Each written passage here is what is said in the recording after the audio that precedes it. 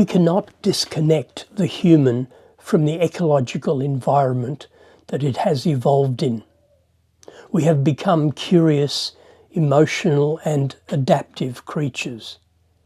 But there is also the realization that the trajectory of human civilization has been the trajectory of its technology.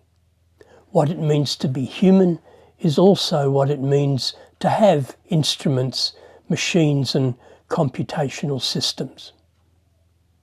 The body is plugged into a delicate and intricate biosphere. It has to breathe its air, drink its water, sustain itself on its plants and animals, and be maintained by microbial life. But the environment that it has evolved in is now becoming more extreme because of human activity. Its actions and inventions have to take this fact into account. Humans have become equally integrated with technology as with its natural environment.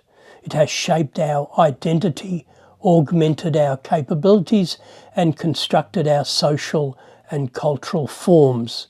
So the natural, our nature, is both biological and technological.